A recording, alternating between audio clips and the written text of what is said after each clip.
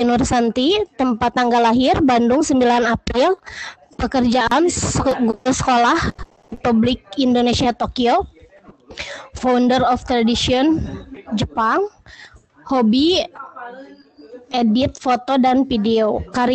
Karya dan prestasi beliau: juara 1 lomba karya tulis ilmiah tingkat UPI tahun 2004, juara 1 mahasiswa berprestasi tingkat UPI pada tahun 2004, Duta Budaya Indonesia dalam promosi kebudayaan Indonesia di Turki 2004, peraih penghargaan karya orsinil kerajinan tangan Jepang di Tokyo pada tahun 2006, penulis artikel majalah Indonesian Youth Association pada tahun 2015, penulis buku Meniti Cahaya yang diterbitkan oleh PT Gramedia Pustaka 2015. Tim bersama Profesor Yunesa dalam menulis Jurnal Pendidikan IPA Indonesia. Di dalam Enabling Indonesian Pre-Service Teacher of Design Biology Learning Tools Using Metacognitive Strategy pada tahun 2009. Peserta terbaik 2 in country course in joyful learning in mathematics education for primary school teacher.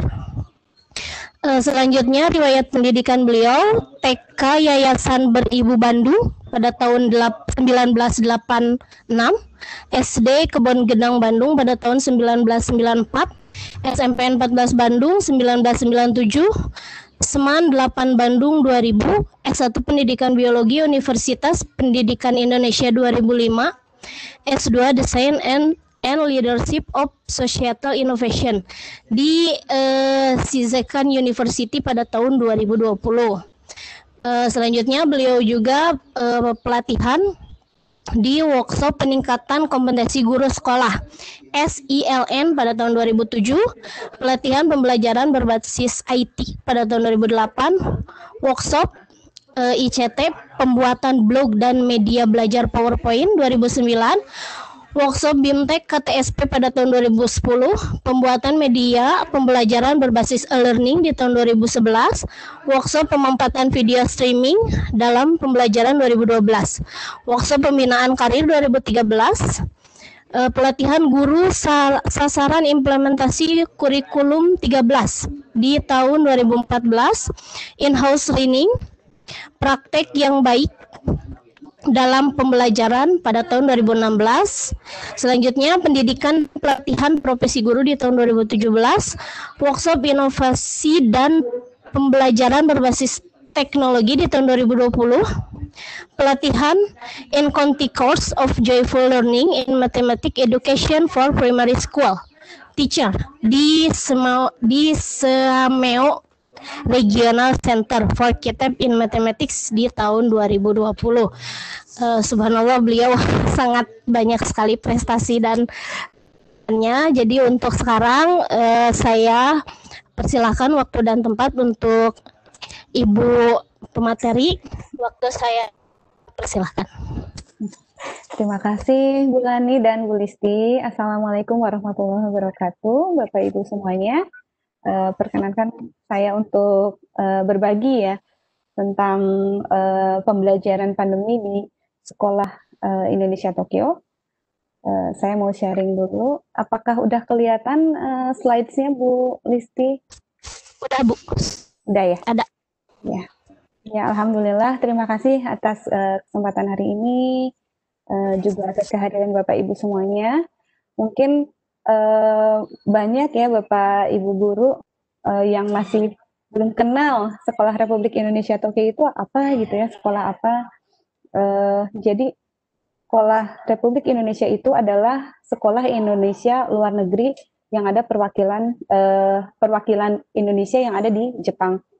Sekolah Indonesia luar negeri itu sering disebut dengan SILN. Jadi saya mau perkenalkan dulu, mohon maaf bagi yang sudah tahu. Jadi saya ingin berbagi informasi dulu bahwa ada layanan pendidikan yang diselenggarakan oleh pemerintah di luar negeri untuk memenuhi kebutuhan pendidikan anak-anak orang Indonesia gitu yang tinggal di negara setempat. Jadi misalnya orang tuanya bekerja di Kedutaan Besar Republik Indonesia atau misalnya bekerja di perusahaan Jepang. Ada juga yang orang tuanya mahasiswa atau mahasiswi yang sedang bersekolah di Jepang juga macam-macam ya. Ada juga yang half, misalnya orang tuanya Indonesia dan Jepang, Indonesia dan Amerika. Kalau yang di sini gitu ya. Jadi yang di negara lain pun kemungkinan sama. Nah, selain mengemban fungsi pendidikan, SCLN juga mengemban misi soft diplomasi. Jadi, walaupun kita ada jauh dari Indonesia, tapi biasanya SCLN itu tetap belajar kebudayaan Indonesia. Dan kita juga di sini kan menggunakan bahasanya bahasa Indonesia ya. Tetapi kita mempelajari bahasa setempat, negara setempat, dan juga bahasa Inggris. Nah, untuk kebudayaannya misalnya anak-anak kalau di sini tuh belajar angklung, belajar tari-tari tradisional, gamelan dan lain-lain gitu. Nah, ada di berapa negara sih SLN itu gitu? Itu ada di 9 negara Bapak Ibu ya. Cukup banyak ya. Jadi ada di Belanda, ada di Myanmar, ada di Saudi Arabia, ada di Mesir, kemudian ada di Thailand, Malaysia, Singapura, Filipina, dan di Jepang. Nah, kebanyakan murid, jumlah murid yang terbanyak itu ada di Malaysia dan di Saudi Arabia. Nah, jumlah 9 negara ini tidak menunjukkan jumlah SCLN di dunia ya. Jadi jumlah SCLN-nya itu ada 15. Ya, ada 15 SCLN, maaf ada 13, sebelumnya 15, tapi yang di Rusia itu Sekolah Indonesia Moskow dan di Beograd itu tutup, dua sekolah sudah tutup pada tahun 2000 dan 2019 sehingga sekarang ada 13 sekolah. Nah, ini nama-nama sekolahnya biasanya mereka menyebutnya tuh SIN gitu ya. SIN itu Sekolah Indonesia Nederland. Kemudian ada Sekolah Indonesia Riyadh. Kalau di sini, nah pengecualian untuk yang di Tokyo, kita punya dua nama, bisa disebut Sekolah Indonesia Tokyo atau Sekolah Republik Indonesia Tokyo. Jadi kalau Bapak Ibu ingin tahu lebih jauh tentang Sekolah Republik Indonesia Tokyo juga bisa browsing YouTube-nya, kita juga ada, Instagram-nya juga ada yang dikelola oleh klub jurnalistik ya di sekolah kami. Nah ini sekarang kita sedikit kenalan dulu sama Srit. Jadi kita memiliki misi untuk menyelenggarakan layanan pendidikan yang bermutu bagi seluruh siswa untuk membentuk generasi bangsa yang cerdas, berkualitas, berintegritas, dan mampu bersaing di era global, milenial, dan digital. Nah, jenjangnya ya Bapak Ibu, jadi di sini unik. Mungkin di Indonesia juga ada yang sekolahannya itu SD, SMP, SMA satu atap. Nah, di sini kita mulai dari TK kelas A dan B, kemudian SD dari kelas 1 sampai kelas 6, SMP kelas 7 sampai kelas 9, dan SMA itu kita juga ada penjurusan masing-masing.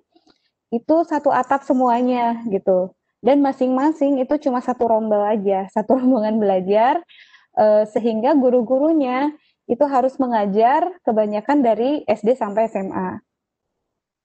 Nah, ini foto yang agak baru ya dari kami, dari kegiatan sekolah kami.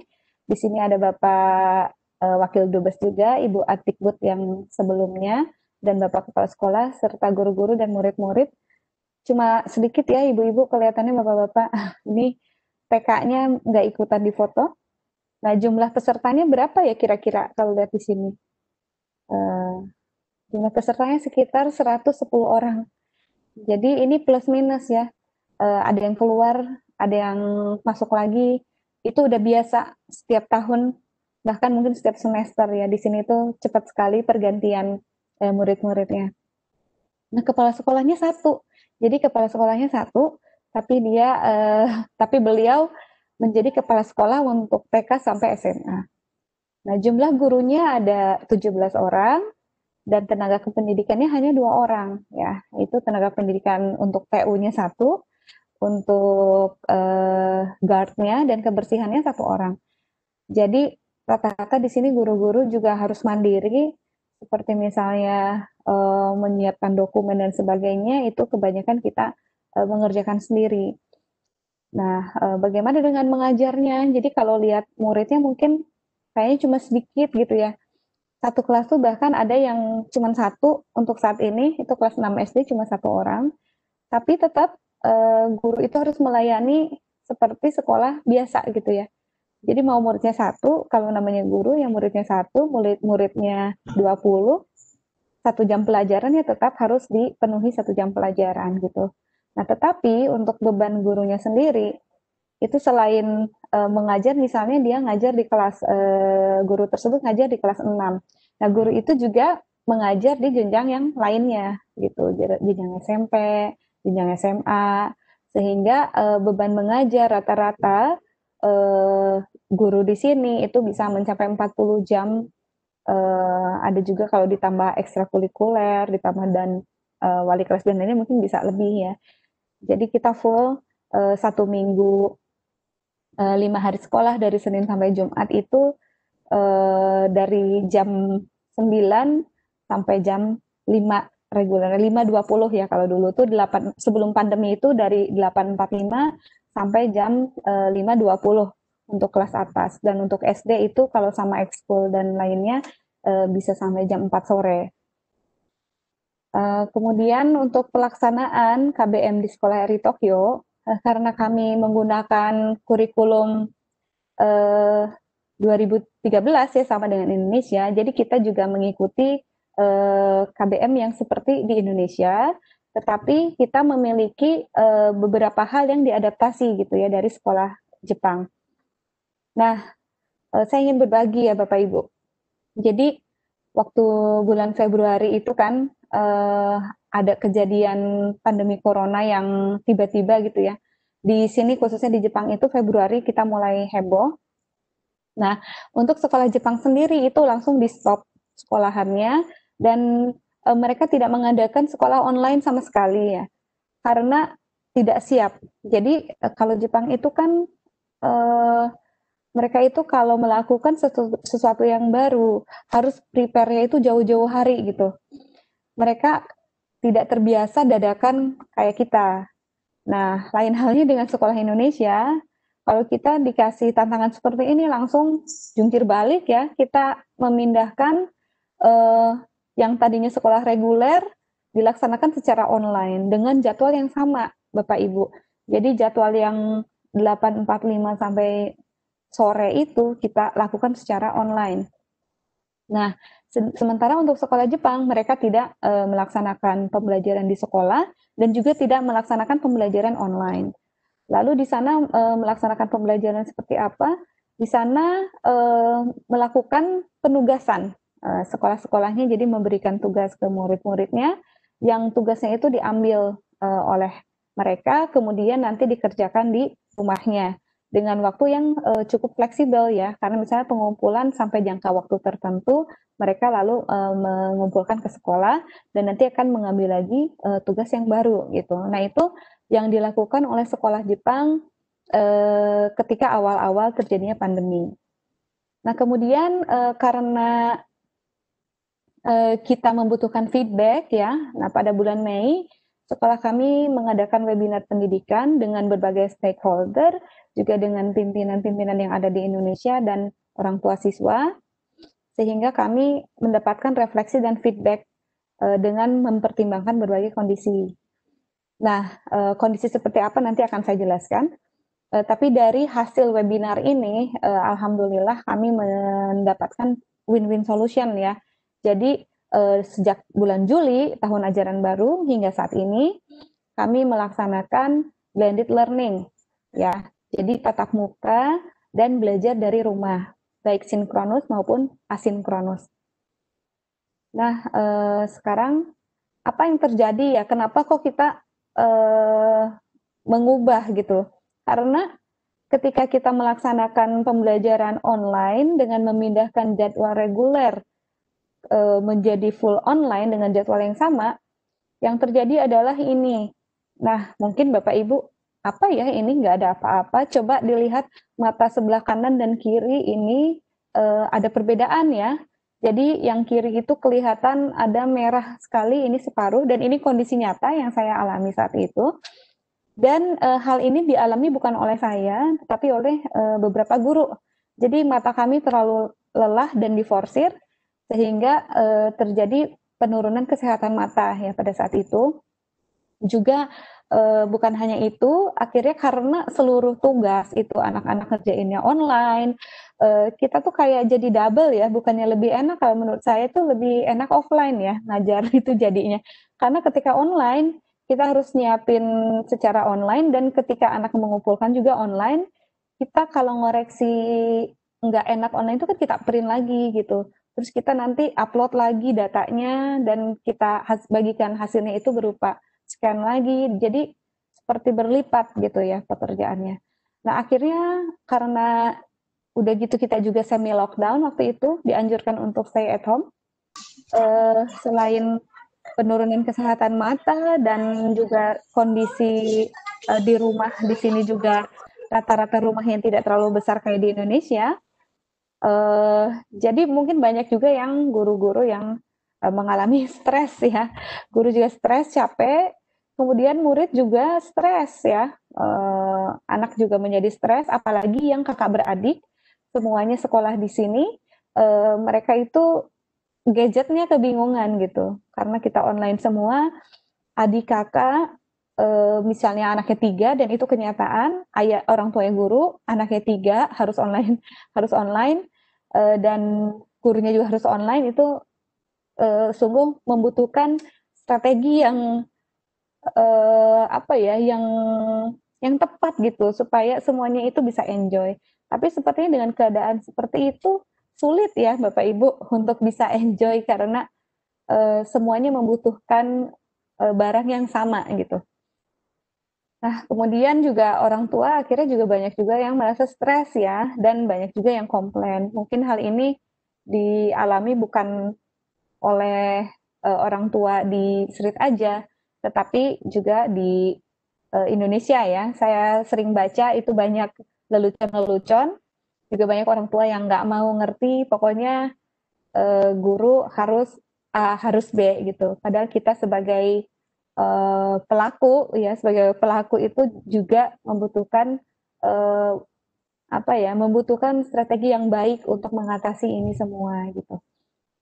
Nah, dari hasil webinar itu, nah kita tadi yang saya akan jelaskan tentang kondisi seperti apa yang dipertimbangkan, kenapa kita memutuskan akhirnya blended learning. Jadi kondisi yang dipertimbangkan yang pertama itu karena tren infeksi COVID-19 di Tokyo itu masih cukup tinggi ya. Jadi perharinya bahkan sekarang kita disebutnya third wave ya. Jadi gelombang ketiga, bukan kedua lagi, bukan second wave. Itu ada kenaikan. Nah, seharinya itu masih bisa mencapai 200-an ya. Walaupun di sini orang-orangnya sudah sangat tertib. Oh, mohon maaf ya, Bapak Ibu. Sebentar. Oke. Meskipun di sini mungkin dianggapnya udah pada disiplin, udah pada bersih, ya itu betul saya akui. Semuanya sebelum pandemi pun menggunakan masker, kemudian cuci tangan itu sudah bukan hal yang harus disuruh-suruh ya di Jepang itu. Namun tetap keberadaan COVID-19 ini meningkatkan lagi ya kewaspadaan kami semua gitu.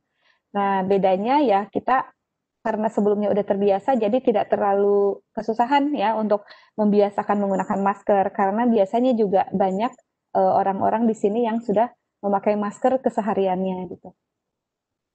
Nah, kondisi yang kedua itu yang kami pertimbangkan adalah jarak ya, ini jarak rumah siswa ke sekolah. Jadi di sini sekolah Indonesia Tokyo itu tidak menggunakan sistem zonasi. Sementara untuk sekolah Jepang, SD Jepang itu mereka menggunakan sistem zonasi. Jadi kalau sekolah A pasti anak-anaknya tinggal di dekat-dekat sekolah A. Tapi untuk sekolah kami itu enggak. Sehingga macam-macam. Ada anak yang rumahnya itu dekat, ada yang sedang, ada juga yang jauh dan jauh banget gitu. Jadi ada yang jauh banget tuh bisa sampai di atas 1 jam ya untuk menempuh dari rumah ke sekolah. Nah, karena adanya anak yang rumahnya jauh ini gitu, dia kan harus naik kereta atau habis naik kereta naik bis. Kemungkinan berinteraksi dengan umum itu resikonya kan besar gitu. Nah, untuk untuk mengurangi resiko penyebaran COVID-19 di sekolah, kita akhirnya melaksanakan blended learning dengan mengatur nanti selang-seling masuk sekolahnya. Nanti akan saya tampilkan jadwalnya. Dan kenapa kita tidak ikut sekolah Jepang off saja, ya karena bukan off, maksudnya kalau sekolah Jepang kan di stop dulu, terus sekarang mereka udah full masuk. Nah, kita tidak mengikuti full masuk karena kita masih mempertimbangkan jarak rumah siswa ke sekolah gitu. Nah, untuk kondisi yang ketiga, ini juga kita mempertimbangkan, jadi orang tua waktu diskusi juga gadget yang tersedia di rumah gitu. Jadi kita akomodir gitu ya Bapak Ibu, komunikasi itu penting. Tidak hanya pihak sekolah langsung ngasih aturan ke orang tua, tapi orang tua maunya apa juga kita harus dengarkan gitu. Siswa maunya apa juga kita harus dengarkan, sehingga nanti tercapai win-win solution. Nah, gadget yang tersedia di rumah itu mungkin terbatas, sehingga tidak bisa menggunakan bersama-sama. Sebentar Bapak Ibu, sebentar sayang lagi. Oh, ada sepatu terus. Ya sebentar sayang, dibuka aja silahkan. Di mana? Gue tau belum sayang, sebentar ya. Kemudian kondisi yang keempat, nah ini kondisi orang tua. Jadi waktu kita mengadakan online full, itu yang bingung anak yang dua-dua orang tuanya bekerja gitu. Bingungnya itu bukan karena orang tuanya nggak ada di rumah ya, ada juga yang kerjanya itu mereka berangkat ke kantor sehingga tidak berada di rumah. Tapi ada juga yang orang tuanya meskipun tidak ke kantor dia kan WFH di rumah. Jadi gadgetnya juga rebutan sama orang tuanya gitu. Nah ini anak yang kedua orang tuanya bekerja juga dia kan membutuhkan orang yang menemani ya. Nah ini pertimbangan yang keempat ya. Dan pertimbangan yang terakhir adalah kondisi guru-gurunya yang mengajar multi jenjang dan multi subjek. Jadi kita selain mengajar SD, SMP, SMA, juga mengajar banyak mata pelajaran. Misalnya saya guru biologi, di sini saya ngajar misalnya biologi untuk SMA kelas 1, 2, dan 3. Nah, tapi saya juga diamanahi itu untuk menjadi guru kelas 5 SD. Itu full. Terus selain itu juga diamanahi untuk menjadi guru matematika kelas tertentu. Nah, seperti itu. Nah, dari hasil pertimbangan kondisi-kondisi inilah akhirnya kami sepakat untuk melaksanakan blended learning. Nah, sekarang blended learning yang seperti apa gitu ya, yang dilaksanakan di Sekolah Republik Indonesia Tokyo. Nah, ini yang tadi saya ceritakan. Jadi on off-nya itu minggu pertama misalnya SD, TK dan SD. Nah, kemudian SMP SMA. Minggu pertama misalnya hari Senin yang masuk SMP SMA. Di sini ada kuning ya, hadir belajar di sekolah. Kemudian yang belajar dari rumah itu TK SD. Nah, maka yang belajar di rumah itu kami menyerahkan kepada gurunya ya. Gurunya itu boleh mengatur karena saat webinar orang tua banyak yang sepakat untuk melakukan penugasan. Jadi orang tua di sini itu kan anaknya misalnya ada dua, ada juga yang satunya sekolah Indonesia, satunya di sekolah Jepang. Sehingga mereka berbagi cara di sekolah Jepang itu kayak gini Bu, dikasih tugas aja karena kami kan sibuk, misalnya orang tuanya harus kerja. Kalau dikumpulkan saat jam pelajaran hari itu juga, akan kesulitan anaknya mengerjakan karena ayah ibunya nggak nemenin di situ, apalagi yang SD gitu ya. Nah, jadi gurunya itu di sini boleh memberikan penugasan, boleh juga memberikan online, tapi harus kesepakatan dulu. Jadi kalau online kita nggak boleh nodong, kita harus memberikan jadwal sebelumnya, memberitahukan juga ke orang tua bahwa kelas ini akan online di hari apa dan jam berapa, seperti itu. Nah, untuk menjaga jumlah agar tetap equal, agar tetap sama jumlahnya, kita gantian setiap 2 minggu. Jadi kalau 2 minggu pertama itu yang masuk Senin, Rabu, Jumat, SMP dan SMA, maka yang masuk hari Senin, Rabu, Jumat 2 minggu ke depan adalah TK dan SD. Seperti itu ya Bapak Ibu. Kemudian jadwal yang salah satu yang kami berikan kepada anak itu contohnya seperti ini. Ini saya saya lebih membahas secara umum ya, karena sharing sessionnya tentang SRIT, bukan tentang biologi. Jadi saya ambil contohnya untuk pembelajaran tematik di SD. Nah, jadi saya kirimkan dulu jadwal ini, saya sebut rencana KBM mingguan. Saya kirimkan seperti ini kepada orang tua siswa. Gitu. Jadi mereka tahu, dan dikirim itu biasanya awal bulan. Jadi untuk 1 bulan, minimal untuk 1 bulan atau untuk satu tema gitu. Jadi mereka tahu, oh tanggal segini anak saya harus bawa pianika misalnya, kalau pas masuk sekolah. Nah ini yang warna merah ini adalah jadwal mereka belajar di sekolah. Sedangkan yang tidak diwarnai ini jadwal mereka belajar dari rumah. Maaf terbalik ya, yang merah ini mereka belajar dari rumah, yang tidak dimerahin itu mereka belajar di sekolah. Nah, untuk yang belajar dari rumah, ini kan ada tulisan nih modul, modul. Nah, modul ini itu bukan berarti mereka hanya dikasih penugasan, boleh juga gurunya itu melakukan online dulu ya.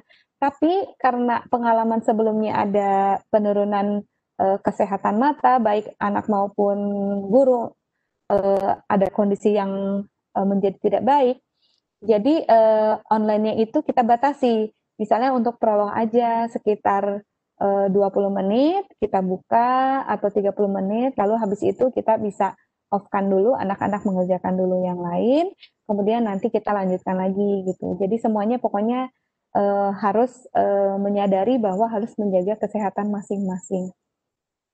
Nah, kemudian ini untuk tatap mukanya masuk seperti biasa, Bapak Ibu bisa lihat ya, seluruhnya menggunakan masker.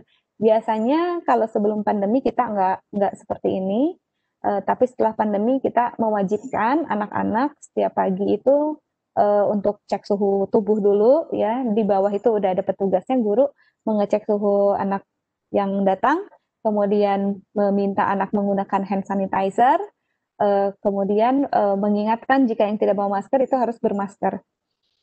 Nah, jika tidak bawa kita juga menyediakan, tapi kebanyakan hampir semuanya ya sudah bawa sendiri gitu maskernya. Ini juga contoh yang SD, SMP, SMA. Ini SD ya. Nah, ini di kelas juga seperti biasa, pembelajaran biasa ya Bapak Ibu. Kemudian ini untuk jenjang SMP dan ini untuk yang jenjang SMA. Nah, selain itu saya ingin memperkenalkan ya, jadi ada namanya program Pika-Pika di Sekolah Republik Indonesia Tokyo ini. Tapi sebelum ke sini saya ingin share dulu video supaya ini ya lebih terasa gitu gambaran tentang sekolah kita. Jadi ada video yang kami buat bersama tim jurnalistik anak-anak SRIP. Sebentar saya buka dulu videonya.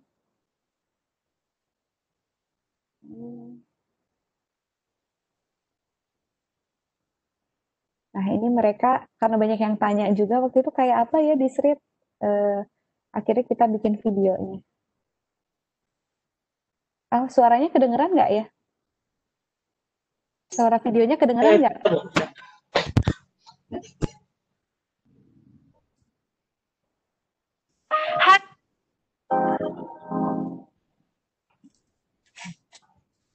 Hai semuanya, jadi sekarang aku mau jelasin tentang sistem pembelajaran di SRIT selama masa new normal ini. SRIT memiliki slogan 3S1H yang mewakili hal-hal yang perlu kita lakukan selama pandemi ini.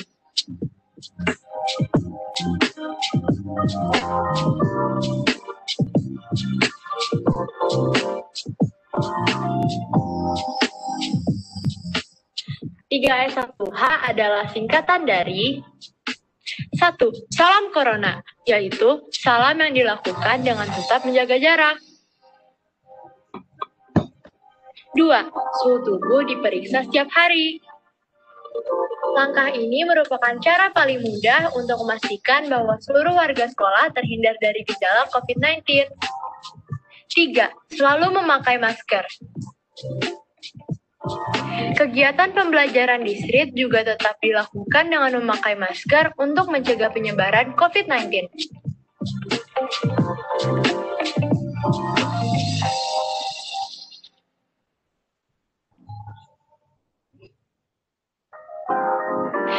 iya, di street ini masuk sekolahnya masih selang-seling. Jenjang TK masuknya bersamaan dengan SD dan SMP masuknya bersamaan dengan SMA. Intinya TK SD dan juga SMP SMA tidak masuk di hari yang sama.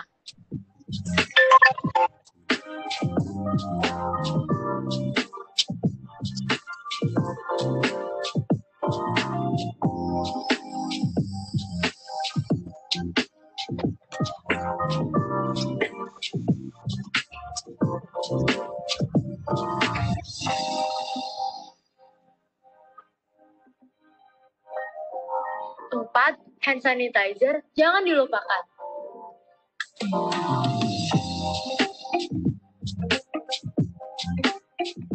Setelah beraktivitas, kita juga dibiasakan untuk tetap memakai hand sanitizer untuk menjaga kebersihan.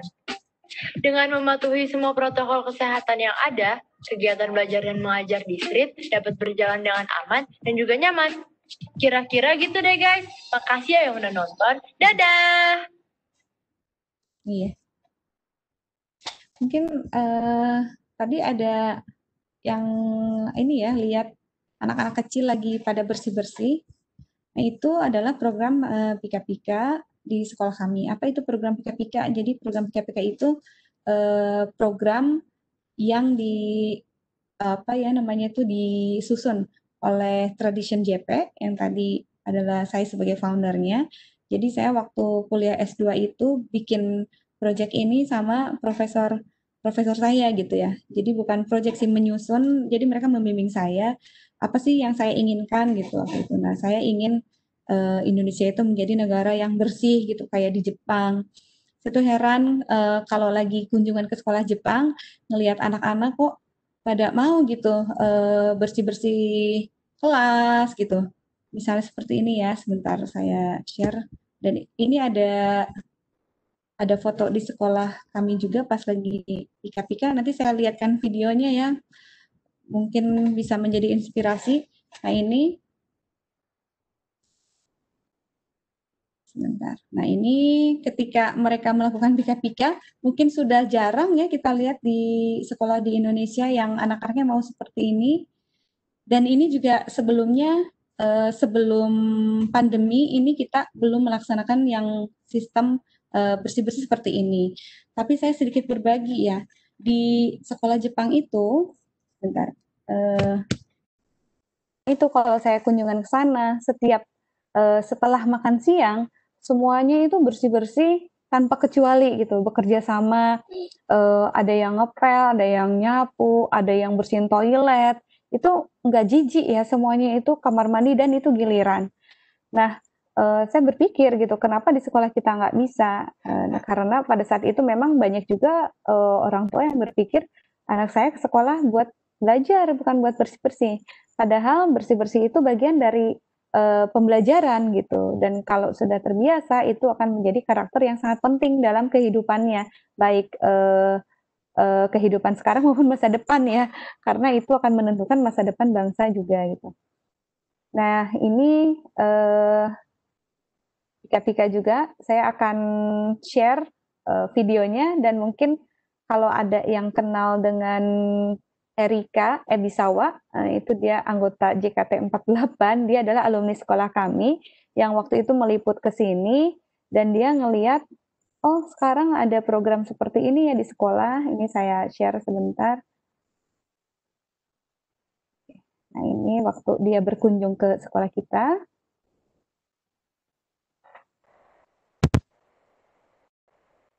Guys, mereka tuh ada program Pika-Pika, bersih-bersih sekolah, bareng-bareng gitu. Terus nih, dia lagi mau buang sampah, coba kita ikutin yuk. Ini ada di YouTube-nya Erika Cahya. Rajin banget. Dipisah-pisah sampahnya. Ini yang nggak terbakar di sini. Yang terbakar di sini. Ya, ada yang lagi nyapu. Hai. Ya ampun, rajin banget. Aku nyemangatin aja, semangat. Ih, ganteng. Coba gimana? Top, jendelanya gimana?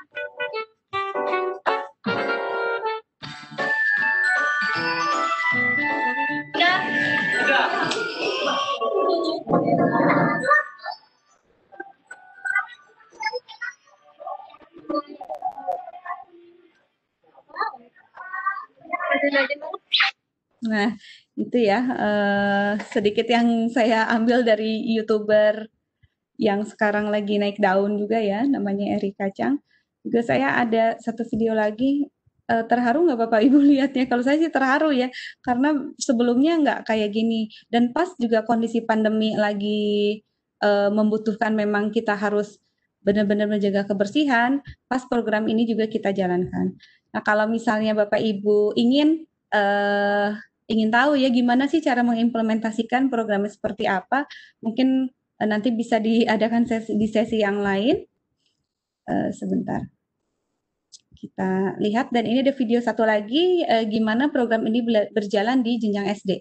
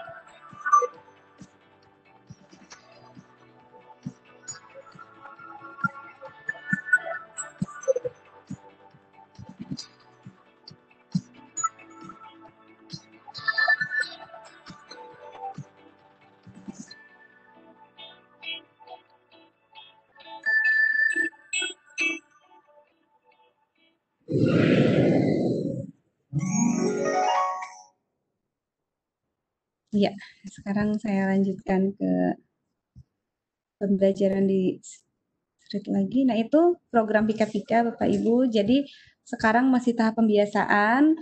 Target kami 2 tahun. Mereka akan otomatis akan selalu menjaga kebersihan dimanapun. Jadi sekarang itu 6 bulan pertama, dan itu ada teorinya ya, bagaimana supaya kebiasaan ini bisa mengakar gitu, dan caranya seperti apa. Baik, saya lanjutkan untuk kegiatan belajar mengajar ya. Kita kembali lagi, itu BDR-nya itu seperti apa yang dilakukan oleh guru-guru di SRIT. Nah, pertama sebelum ke seperti apa pembelajarannya, saya juga ingin menyampaikan bahwa tadi saya sudah bilang ya, komunikasi itu penting antara orang tua dengan sekolah. Jadi kami menggunakan aplikasi Line atau WhatsApp untuk bisa berkomunikasi dengan orang tua siswa.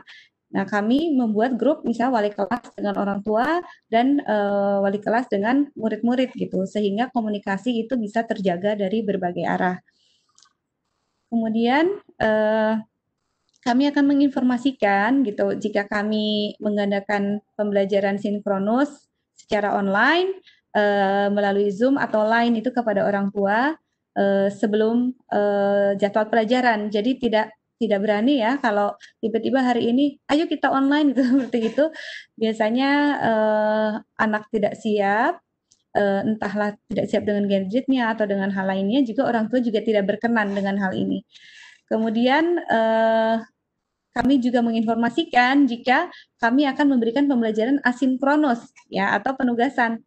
Nah, itu penugasannya banyak ya, karena kita kan merdeka belajar. Nah, jadi kita bisa pakai Canva, bisa pakai membuat video upload ke YouTube, bisa juga menggunakan Google Classroom dan lain sebagainya. Banyak sekali aplikasi yang bisa dimanfaatkan. Nah, kemudian ini adalah contoh kegiatan pembelajaran sinkronus atau online yang dilakukan oleh guru native speaker di sekolah kami ya, Miss Ashley, dengan menggunakan Line. Jadi Line itu juga ternyata lumayan ya Bapak Ibu, video call-nya itu bisa banyakan dan bisa kelihatan langsung anak-anaknya, kualitas suaranya juga lumayan. Nah ini yang menggunakan Zoom. Jadi ya kami biasanya menggunakan ini dan jarang sekali pernah menggunakan Webex, tapi lebih sering menggunakan Line dan Zoom. Kemudian untuk asinkronus yang dijalankan di sini itu yang pertama berupa modul. Nah, modul Bapak Ibu karena kita juga kan sibuk ya, mungkin idealnya memang kita ingin membuat sendiri. Tapi selain membuat sendiri, kita juga sebetulnya bisa memanfaatkan modul yang telah tersedia secara online. Namun kita juga membuat yang sendiri juga ini ya. Jadi ada yang kita pakai online juga, ada juga yang membuat sendiri. Nah, ini macam-macam dari berbagai pelajaran ya, saya masukkan di sini. Kemudian juga ada asinkronus online learning. Nah, itu misalnya untuk saya menggunakan Google Sites ya. Di sini setiap tahapannya saya tuliskan di Google Sites-nya. Ketika belajar ekologi misalnya ada materinya, tahap selanjutnya apa itu saya cantumkan di Google Sites-nya. Kemudian ada juga yang misalnya seperti ini ya, resep. Dan ini bukan hanya membuat poster aja ya Bapak Ibu, ini biasanya kami minta anak memang bikin beneran. Jadi mereka bikin betulan resep-resep makanan yang tertulis di sini. Nah, kemudian ada juga misalnya yang menggunakan Google Classroom ya, online learning-nya. Seperti ini. Dan ada juga online quiz, mungkin ini Bapak Ibu banyak yang menggunakan Google Form ya, quizzes untuk matematika ya, dan mata pelajaran lainnya. Juga penugasan, nah ini untuk olahraga, mungkin gimana ya cara ngasih tugasnya. Nah kalau di sini kami meminta siswa untuk mengirimkan foto atau video saat melaksanakan tugas olahraga. Jadi dikasih video olahraganya, disuruh mereka melakukan gerakannya, atau dikasih instruksinya, kalau misalnya disuruh main bola yang seperti apa, terus direkam, videonya nanti dikirimkan ke gurunya, seperti itu. Dan kalau bisa pokoknya tidak memberatkan yang semuanya itu bisa menjalankan dengan baik gitu ya. Jadi kita tidak terlalu menambah stres anak-anak maupun orang tua. Nah, untuk asinkronus di sini kita juga melakukan misalnya video pembelajaran kolaboratif. Jadi anak disuruh bikin semacam presentasi, nanti presentasinya itu direkam. Nah, kemudian nanti di-share ke gurunya. Kemudian ada juga di sini misalnya ada guru yang membuat video. Ini banyak ya, kayaknya kalau yang kayak gini udah banyak di Indonesia membuat video kemudian di-upload ke YouTube. Sehingga saya berpikir kalau udah banyak yang upload, mending kita memanfaatkan ya kalau ada yang bagus daripada kita bikin baru. Tapi ternyata tidak lebih bagus dari yang udah ada. Tapi kalau kita punya ide yang kreatif, Bapak Ibu, yang bagus, kita lebih baik bikin. Itu kita punya ide yang berbeda nih sama guru yang lain, sebaiknya itu dibikin. Jadi orang lain nanti bisa menggunakan video kita. Nah, untuk penugasan juga ada penugasan berbasis proyek ya. Misalnya mereka disuruh membuat model hewan ya dari plastisin, kemudian dari barang bekas, misalnya ini ada dari kardus, ada dari apa tuh bekas bungkus potato chips misalnya dibikin menjadi sesuatu yang berguna. Nah, ini biasanya anak-anak seneng disuruh bikin yang kayak gini-gini karena mereka kan motoriknya itu bekerja gitu ya. Kalau hanya menulis, merangkum itu biasanya tugas-tugas yang membosankan terutama untuk anak-anak yang milenial seperti saat ini. Nah ini juga karena sekarang lagi COVID ya, dan ini penugasan sebelum sekarang masker udah ada di mana-mana. Jadi juga ditugaskan membuat masker sendiri di rumah. Nah, ini hasilnya ya Bapak Ibu, ternyata anak-anak juga kreatif ya, bisa bikin sendiri. Dan ini ada penugasan prosedur teks, ini bukan hanya tulisan saja, sekali lagi di sini kebanyakan kalau mereka disuruh bikin suatu produk makanan yang bisa seperti ini, itu biasanya kita langsung suruh bikin dengan produk-produknya. Jadi bukan hanya teori saja, bukan hanya pelajaran saya aja ya, ini saya lihat guru-guru lain juga sama. Mereka itu selain tahapan teorinya, kemudian cara bikinnya, produk akhirnya juga mereka sajikan gitu. Bahkan ada yang bisa langsung belajar entrepreneur ya, dijual. Ada juga yang belajar sosial ya, jadi dibagikan ke guru-guru dan teman-temannya. Nah, ini juga ada penugasan membuat poster, mungkin ini juga Bapak Ibu banyak yang sudah melaksanakan ya. Nah, kemudian dampaknya sekarang sebelum saya mengakhiri ya, saya ingin memberitahukan. Jadi dari blended learning yang kami laksanakan ini, dampaknya ya ada dampak yang sudah baik juga, ada dampak yang masih kami harus pikirkan agar lebih baik lagi gitu. Dampak yang kami rasakan positif itu yang pertama KBM menjadi lebih nyaman ya tentunya. Dengan KBM lebih nyaman, guru dan siswa itu juga lebih sehat dan lebih bahagia ya. Kemudian guru dan siswa sekarang sama-sama belajar teknologi karena kadang siswa lebih pintar ya terhadap teknologi baru karena mereka ketika lahir udah istilahnya terlahir dalam dunia yang teknologi seperti saat ini. Nah, jadi saya sebagai guru ya tidak sungkan-sungkan kalau misalnya saya tidak paham terhadap sesuatu yang berhubungan dengan teknologi dan ada murid yang lebih bisa atau lebih jago dari saya, maka saya tidak akan sungkan-sungkan untuk belajar kepada anak tersebut. Untuk selanjutnya, tentunya untuk penggunaan waktu menjadi lebih efektif dan efisien. Dan, nah ini yang paling penting, kalau sebelumnya banyak orang tua itu menyerahkan ya anaknya ke sekolah. Jadi kalau misalnya harusnya kita itu bersama-sama mendidik anak-anak, itu sebelumnya itu banyak yang mungkin lebih banyak bagiannya gitu ya, diserahkan ke sekolah atau ke guru-guru. Apalagi di sini kan tadi saya bilang itu pulang pun sempat sampai 5.20 ya sebelum corona. Nah, itu kan seperti semi full time ya jadi sekolahnya. Jadi orang tua juga komunikasi dengan anak itu hanya sedikit gitu.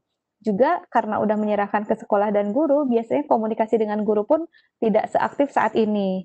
Tapi kalau sekarang alhamdulillah ya, jadi orang tua juga lebih peduli, lebih perhatian apa sih sekolah itu, ada apa sih kegiatan di sekolah, apa aja sih yang harus disiapkan gitu. Nah, ini dampak positifnya.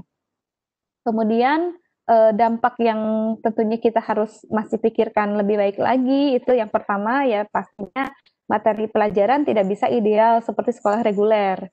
Jadi kalau sebelumnya kita bisa mantep banget ya nyelesain satu semester kompetensi dasar ABCD gitu. Sekarang mungkin kita hanya bisa 2 kompetensi dasar atau 3 kompetensi dasar ya. Kemudian masih ada juga siswa kalau BDR itu libur, nah itu di sini juga masih ada ya. Jadi mereka bilangnya besok libur kan gitu. Padahal bukan libur ya, belajar dari rumah gitu. Namun dikarenakan tidak harus semuanya online, jadi masih ada yang menganggap seperti itu. Kemudian, nah ini juga penting menurut saya, karena kita semuanya sekarang sama-sama mempelajari teknologi, dan ini kejadian nyata Bapak Ibu, murid-murid saya juga sama, jadi kadang, ya ini kalau free itu cuma sampai di sini, sehingga kita perlu anggaran lebih ya, ketika ingin subscription ke aplikasi tertentu, supaya bisa mengakses ilmu atau metode dan fasilitas yang lebih jauh gitu. Itu juga terjadi pada saya, sehingga didiskusikan lagi dengan orang tua dan kepala sekolah juga, ini gimana yang mensiasatinya, karena kita udah kadung tahu ya teknologi ABCD, jadi tanggung kalau yang free itu kadang terbatas, jadi kepo ingin tahu lebih jauh lagi. Nah, alhamdulillah untuk beberapa aplikasi di ACC itu untuk didanai ya, untuk dibiayai oleh sekolah maupun orang tua.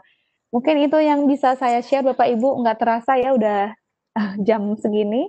Silakan jika ada yang ingin ditanyakan. Terima kasih, arigatou gozaimasu. Saya kembalikan kepada moderator Ibu Listi.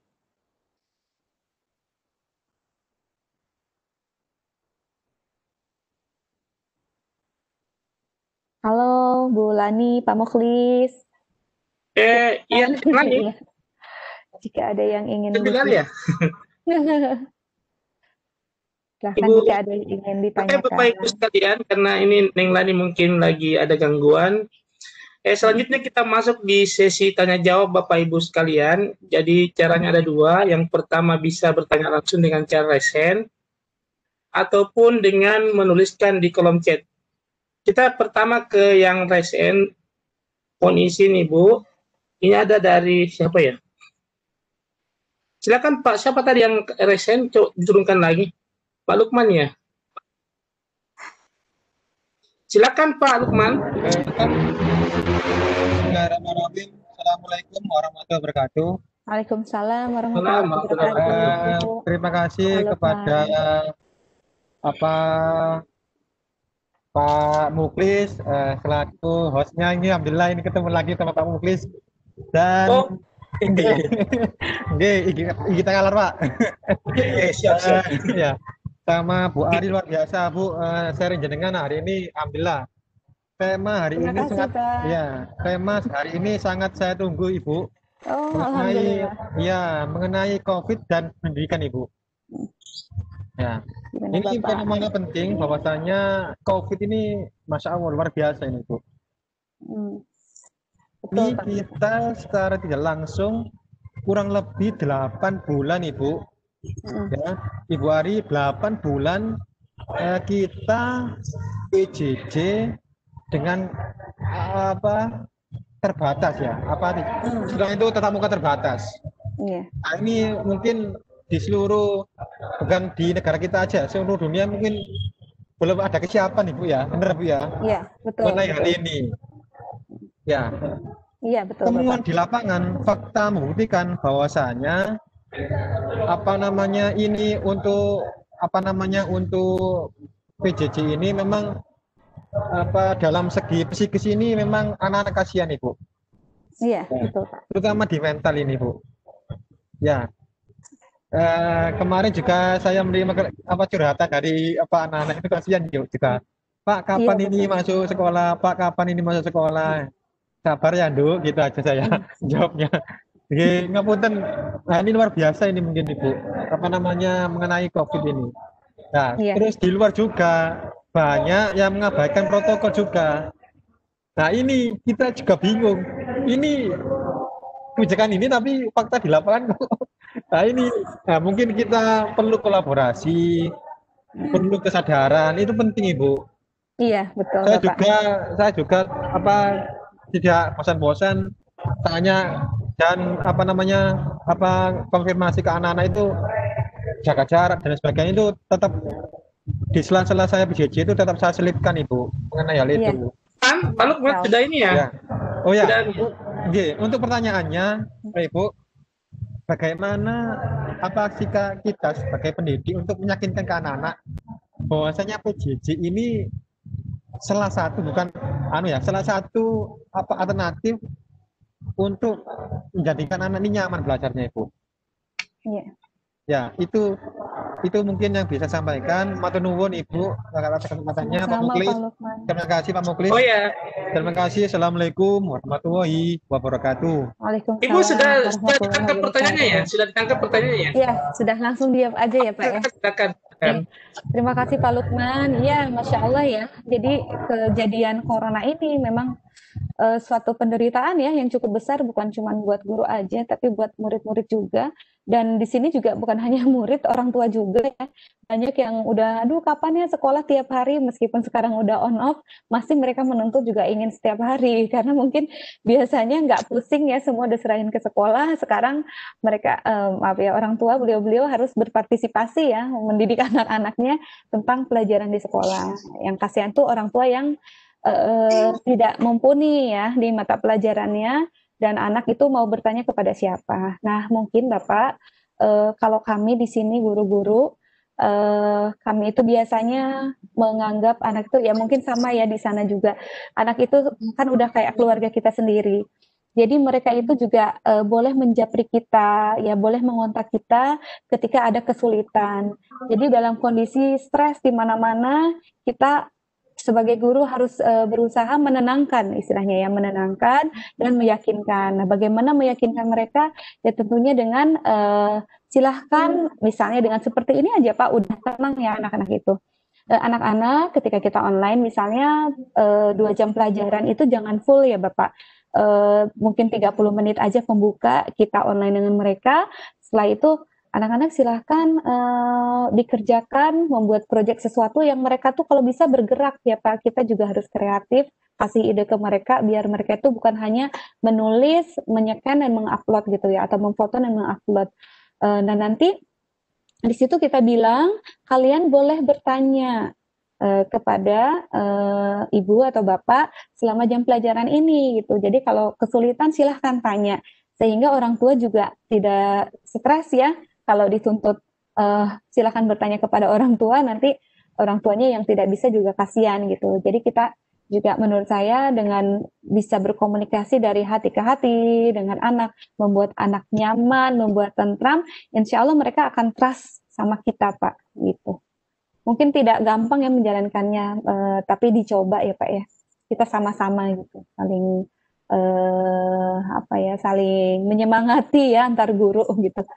Begitu mungkin Pak Mukhlis, silahkan kalau ada yang ingin menambahkan dari Bapak Ibu yang lainnya. Oke Bu, kita masuk di pertanyaan di kolom chat. Ini ada dari Pak Agus Mulyanto. Izin Bu, Ibu Ya, Ari, saya mau tanya, untuk sekolah SMP di Jepang yang umum, apa sistemnya juga seperti di sekolah yang Ibu laksanakan dalam PBM? Ibu. Terima kasih Pak Mukhlis. Untuk di sekolah Jepang yang umum itu berbeda Bapak ya. Jadi sekarang sekolah Jepang itu sudah masuk semua Pak. Mereka sudah tidak on off seperti kami, tapi kami juga karena kami itu kayak semacam mengambil titik tengah ya. Di Indonesia itu online semua. Di sini tadi saya jelaskan juga sekolah Jepang sudah mulai offline, sekarang semuanya udah ke sekolah. Tetapi kita mensiasati karena jarak rumah anak-anak itu berbeda-beda, dan satu gedung ini kita harapkan dalam sehari itu tidak sampai 100 orang. Jadi kita melakukan blended learning. Nah untuk sekolah Jepang sendiri, itu mereka sudah masuk setiap hari seperti sekolah biasa, dan bahkan Bapak Ibu, di hari Sabtu yang misalnya mereka itu libur ya, mereka gunakan untuk mengganti sekolah yang waktu pandemi corona itu mereka offline. Gitu loh Bapak Ibu. Jadi misalnya waktu dulu itu udah penugasan ya sebetulnya mereka. Tapi mereka sama sekali tidak online waktu pertama kali itu karena tidak siap ya. Karena Jepang tidak biasa. Sekali lagi saya sampaikan, mungkin tadi ada yang belum dengar, Jepang itu tidak pernah, bukan tidak pernah ya, yang saya rasakan di sini dadak mendadak itu mereka paling nggak mau. Mereka tuh pasti planning jauh-jauh hari untuk 10 tahun ke depan gitu. Jadi 10 tahun yang akan datang kita akan begini gitu. Jadi bukan cuman untuk tahun depan gitu, bukan. Untuk bertahun-tahun ke depan mereka tuh di planningnya gitu. Misalnya untuk naik harga ongkos taksi aja nih, cuma naik sedikit banget, tapi sosialisasinya itu lama banget. Dari tahun-tahun sebelumnya udah dibilangin, ini ongkos taksi akan naik berapa puluh yen, itu nggak tinggi ya sebulan naiknya, tapi terus disosialisasikan setiap hari di mana-mana. Jadi penduduk juga siap gitu pada saatnya.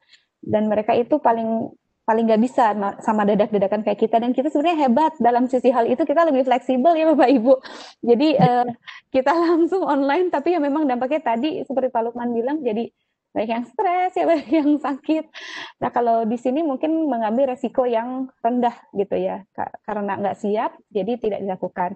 Nah mereka kan off tuh, dikasih penugasan anak-anak, dan ketika penugasan yang saya salut, ini ada teman saya juga anaknya sekolah Jepang, mereka melaksanakan secara mandiri di rumahnya. Jadi mereka tuh ke kamar, hormat dulu seperti di sekolah, hormat dulu, terus mereka duduk, terus mereka ngerjain, terus jam istirahat makan mereka baru makan.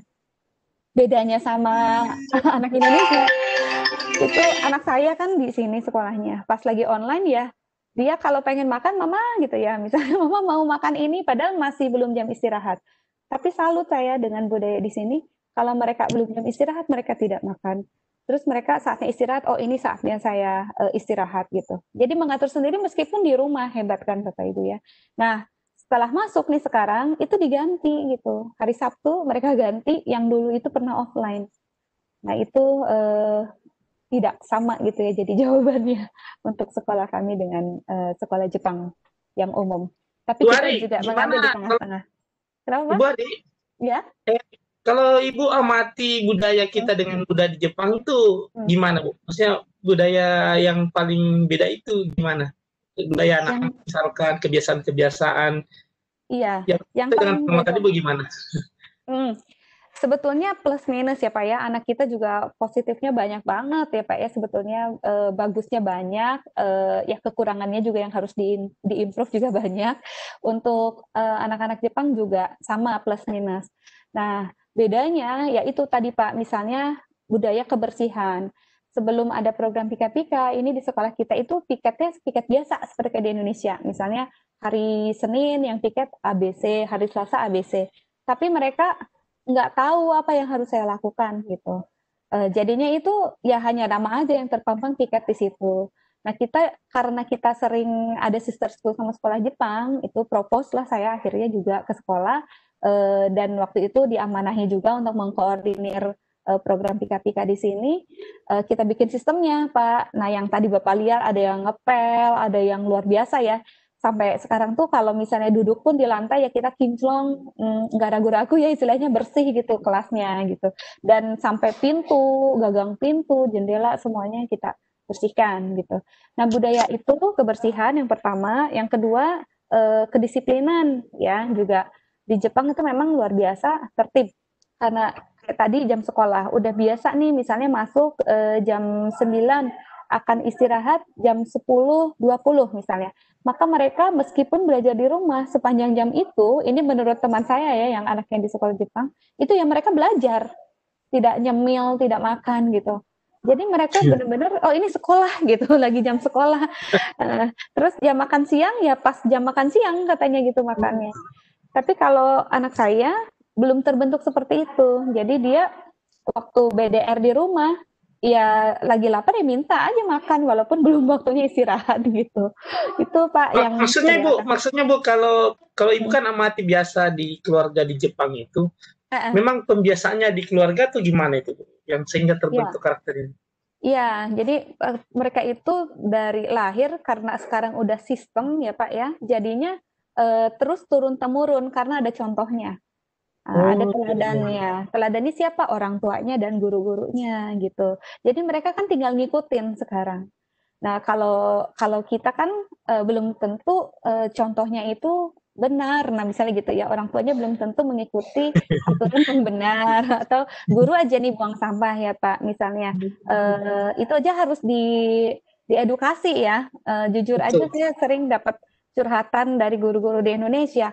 Aduh Bu Ari, sekolah saya kotor banget. Udah gitu di ruang gurunya yang kotor, misalnya gitu. Nah, itu kan menandakan tidak memberi contoh gitu ya kepada murid-murid. Walaupun nggak semua ya Pak ya, tentunya banyak guru-guru hebat yang udah disiplin, bersih dan lainnya gitu. Hanya kalau saya lihat di sini karena udah ada contohnya Pak dari atasnya gitu. Jadi anak-anak itu udah terpola, oh saya juga seperti itu kesehariannya gitu. Dan dulu profesor saya bilang di Jepang juga kotor Pak, puluhan tahun yang lalu tidak bersih kayak gini, puntung rokok, ya botol kaleng itu di mana-mana. Tapi mereka bikin sistem, nah ini yang tadi saya lagi pakai di sekolah ini juga, sistem di push anak-anak itu dari SD, itu harus bersihin toilet, harus bersihin apa, semua harus dibersihin. Dan itu setiap hari dilakukan, dan profesor-profesor saya mengakui itu yang membuat mereka sekarang jadi otomatis mau bersih di mana aja gitu. Itu otomatis aja lihat sampah sembarangan ya mereka buangin Pak. Orang sini tuh gitu. Kalau kita kan bukan sampah kita gitu kan. Bedanya itu bukan tanggung jawab saya, merasanya gitu. Tapi kalau orang sini lain. Makanya jamaah haji Jepang katanya di Mekah juga waktu itu sempat viral ya. Karena mereka mengutin sampah sambil mau berangkat lempar jumroh sambil mengutin sampah gitu. Kayak gitu, Pak. Kira-kira kalau Ibu seandainya ini dilaksanakan di Indonesia di sekolah umum, kira-kira optimis atau pesimis, Bu? Kalau ini saya optimis. Optimis bisa saya, Pak. Iya. Optimis bisa dilakukan. Karena ini di sekolah ini aja kan 6 bulan udah terasa perbedaannya itu signifikan, Pak. Nah, cuma yang harus kami pikirkan guru-guru itu gimana memaintenance kebiasaan ini ya, biar anak-anak terus gitu bisa on the track. Dan karena 6 bulan ini masih pembiasaan, kita juga nggak galak-galak banget kok sama anak-anaknya itu, jadi nyantai. Nah, itu mungkin nanti sesi khusus saya kalau mau bahas gimana implementasi, gimana membentuk ke anaknya, itu saya insya Allah bisa sharing mungkin di lain kesempatan karena panjang Pak itu. Oke, iya. Bapak Ibu sekalian yang ingin bertanya, silahkan raise hand atau menuliskan di kolom chat. Opa, saya mau bertanya, Opa. Kayaknya Ibu Aryati Ari ya ini mau bertanya, ada raise hand. Oh ya ada. Iya. Ibu Aryati. Assalamualaikum Ibu Aryati. Ibu Ari, terima kasih Pak Muklis, mudah-mudahan masih mengenal saya. Oh iya, itu materi saya. Orang Bogor ini, Bu. Iya. Alhamdulillah bisa bertemu kembali. Iya, sangat menarik sekali materi dari Ibu Ari bahwa pendidikan, iya sangat bagus sekali Bu. Mudah-mudahan bisa kita tiru semua guru-guru di Indonesia. Sebetulnya ini hanya sharing pengalaman juga ya. Di sekolah saya itu juga menerapkan kebersihan dan itu kita terapkan sama seperti yang tadi Ibu tayangkan bahwa ada piket bagi siswa begitu. Nah, tetapi yang menjadi masalah ini pengawasan dan kontrol dari sekolah itu kadang-kadang tidak stabil, sehingga ketika tidak stabil anak-anak lepas gitu, kelas kotor kembali dan bagaimana. Nah, bagaimana ini kiat mungkin dari sekolah Ibu untuk supaya anak-anaknya itu tetap mempunyai kebiasaan yang baik walaupun tidak dikontrol oleh guru. Ya, nah kemudian mungkin sharing juga, sebetulnya negara kita kalau mau berusaha dan melaksanakan, kita itu akan lebih baik dari Jepang ya, karena kita sebetulnya sudah diwariskan falsafah yang sangat-sangat bernilai harganya, yaitu falsafah Ki Hajar Dewantara. Kalau tidak salah itu ada Tuturi Handayani, kemudian Sundilodo, kemudian iya. Nah itu justru yang meneladani falsafah itu adalah negara-negara yang maju. Nah kenapa ini permasalahannya? Kita diwariskan sesuatu yang berharga, kita tidak bisa menjalankannya.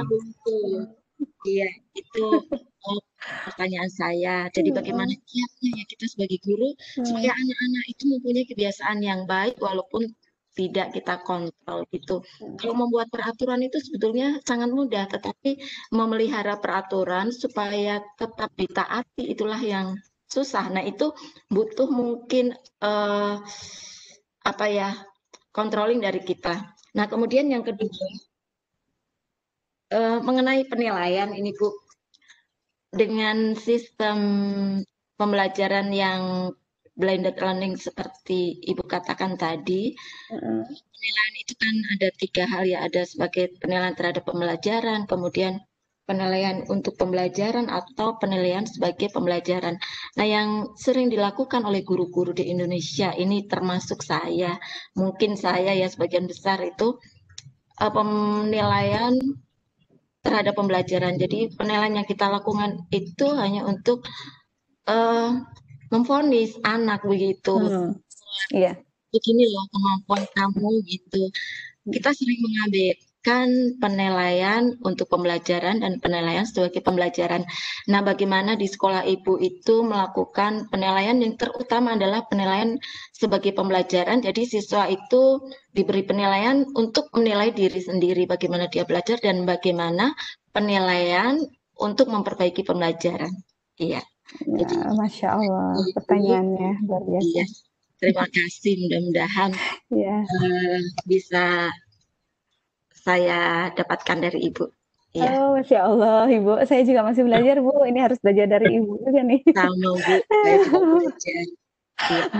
Iya, Ibu. Terima kasih, Ibu. Sharingnya luar biasa menarik. Juga pertanyaannya. Saya review dulu, Pak Mukhlis. Mungkin yang pertama tadi bagaimana cara membiasakan siswa ya. Membiasakan siswa meskipun tanpa dikontrol oleh guru gitu ya. Kemudian sebentar saya dulu.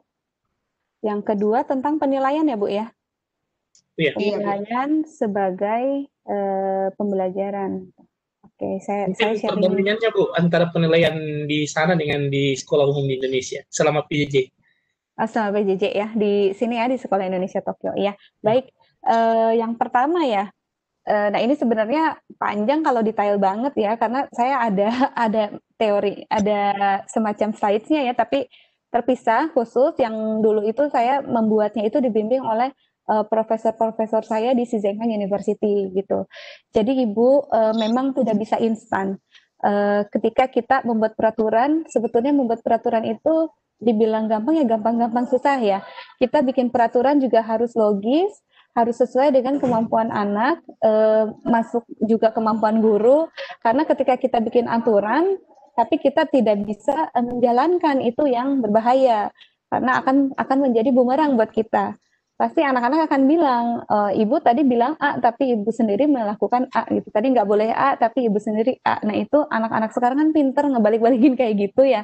Bahkan anak SD juga gitu, udah bisa gitu kayak gitu ke guru. Jadi kita pertimbangkan matang-matang ketika kita membuat suatu sistem untuk anak-anak kita. Apakah kita bisa menjalankan sistem itu dan komitmen dari guru-guru. Itu harus dikomunikasikan betul-betul. Atau akhirnya akan jadi bumerang. Kalau misalnya akan jadi bumerang, mungkin turunkan lagi levelnya di tahap yang mana dulu, karena guru yang tidak terbiasa juga akan memerlukan pembelajaran. Nah, untuk controlling tadi, Bu, memang tadi saya bilang yang bersih-bersih tadi itu nggak bisa, Bu, 6 bulan terus otomatis ya. Ini kalau misalnya mereka sedang tidak program pika-pika, nih di luar jam sekolah nih, mereka belum otomatis, sekarang juga belum. Itu masih harus diberitahu, diingatkan kembali, dan tidak bosan-bosan. Dan itu ternyata secara teori memang seperti itu. Kita butuh waktu itu sekitar 2 tahun untuk membentuk agar kebiasaan atau karakter yang ingin kita tanamkan itu bisa benar-benar menjadi bagian dari diri anak-anak kita, Bu. Termasuk kita sendiri ya. Juga kalau berubah kita juga perlu waktu. Dan setelah 2 tahun juga itu kita butuh maintenance nanti di situ. Gimana ya supaya kebiasaan baik itu tidak hilang. Karena sekali kita turun standarnya itu gampang hilangnya ya. Tapi untuk mempertahankan itu yang butuh effort lebih. Nah, jadi kalau misalnya saya di sini melihat anak-anak nih, oh ini ternyata anak-anak belum otomatis, ya wajar. Karena 6 bulan pertama pun belum saya lewati. Jadi kita sabar. Kita yang pertama sabar, guru-guru juga harus sabar. Saya bilang tidak boleh menjudge. Misalnya pas lagi program bersih-bersih itu nggak boleh nunjuk-nunjuk doang, Bu. Jadi di sini kontrolnya saya bikin dengan teman-teman guru itu format. Nah di situ isinya nama koordinator piket. Jadi kan nama piket tuh biasanya sehari itu ada berapa orang. Nah dia itu koordinatornya. Nanti dia yang nentuin. Termasuk dianya harus bekerja. Hari ini yang bagian mengelap jendela siapa? Kalau jendelanya banyak berarti berapa orang? Itu dibagi. Mereka dari pagi udah nyusun strategi. Jadi udah belajar mereka juga membuat decision, Bu ya, si anak-anak tuh secara nggak langsung. Jadi nanti itu juga diharapkan akan ke leadership mereka juga gitu. Nah, kemudian setelah itu yang menghapus papan tulis siapa hari ini? Yang menyapu siapa? Jadi nggak tunjuk-tunjuk. Kalau dulu yang piket siapa? ada namanya, ih kamu kan belum nyapu, ih kamu yang belum. Nah kalau dulu misal tunjuk-tunjuk gitu, kalau sekarang udah nggak ada kayak gitu. Oh hari ini aku yang nyapu, maka bagian sapu-sapu anak yang udah ditentukan. Kemudian wali kelas juga di situ selalu hadir Bu.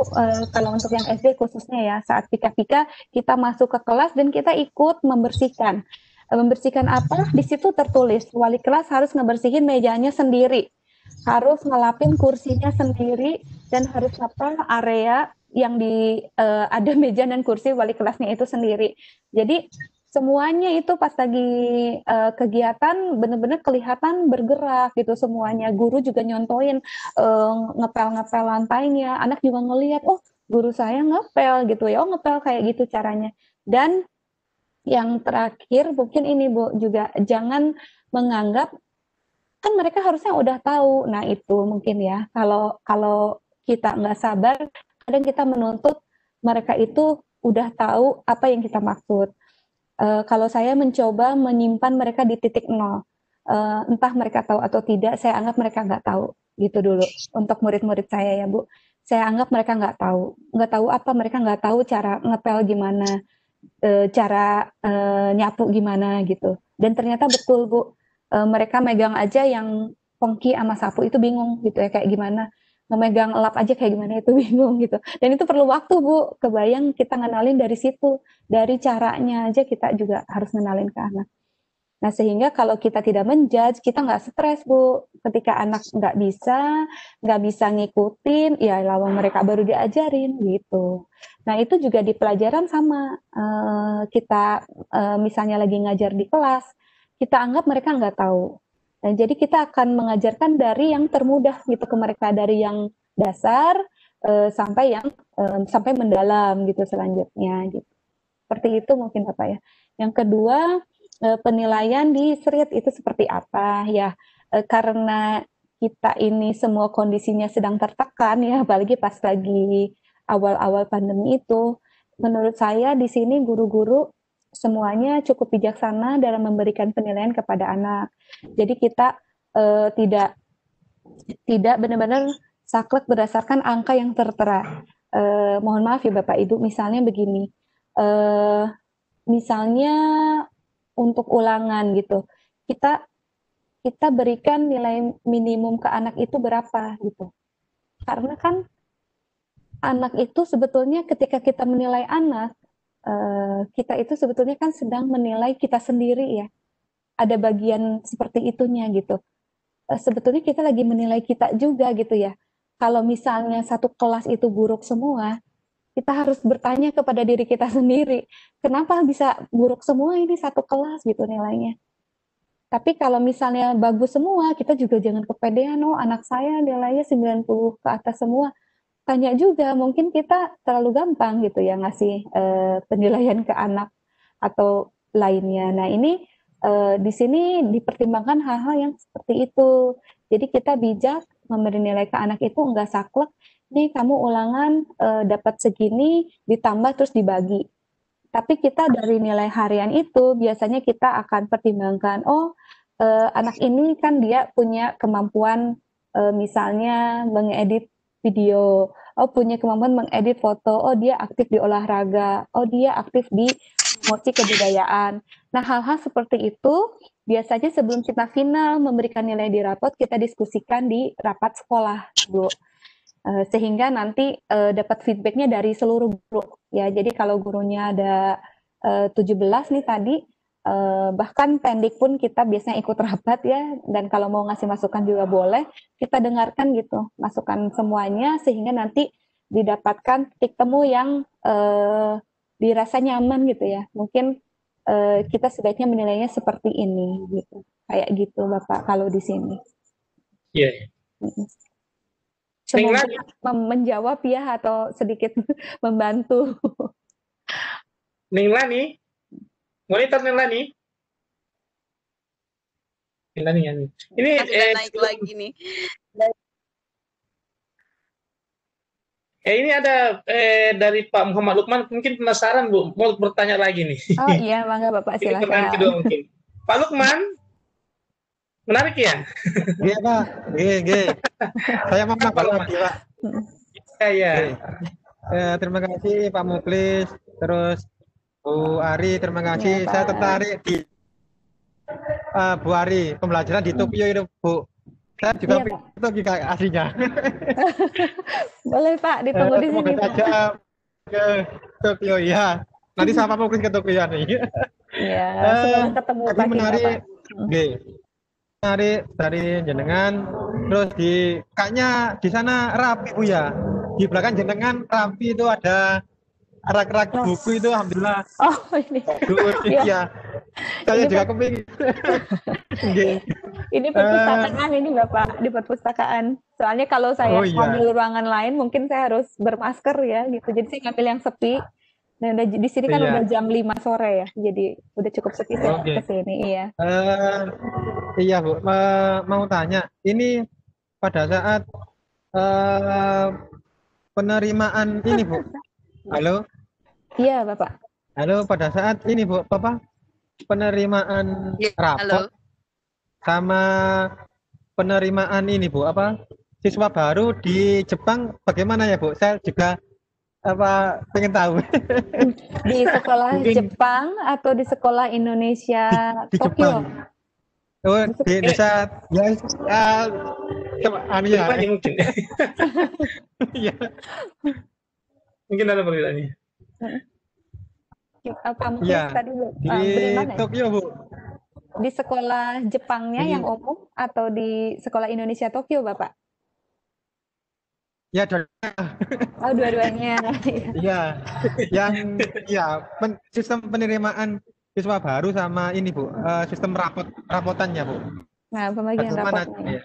Iya. Ya, betul. Baik Bapak, saya coba bantu menjawab ya. Untuk yang sekolah Indonesia Tokyo mungkin saya bisa menjawab dengan baik ya. Untuk yang umum mungkin saya ada sedikit gambaran aja ya Pak ya, karena tidak terlalu mendalam. Karena saya tidak menjalani di sana, nanti saya bisa tanya-tanya sih ya, nanti bisa saya pelajari juga. Nah, untuk di Sekolah Indonesia Tokyo, penerimaan murid barunya Bapak, kita itu karena muridnya sedikit, bisa menerima kapanpun gitu. Jadi, kadang ada anak yang tiba-tiba datang menjelang ujian, kadang ada anak yang tiba datang di pertengahan semester, itu kita menerima mereka semuanya, karena kan ini layanan pendidikan yang diselenggarakan oleh pemerintah memang untuk anak-anak orang Indonesia dan half juga boleh ya.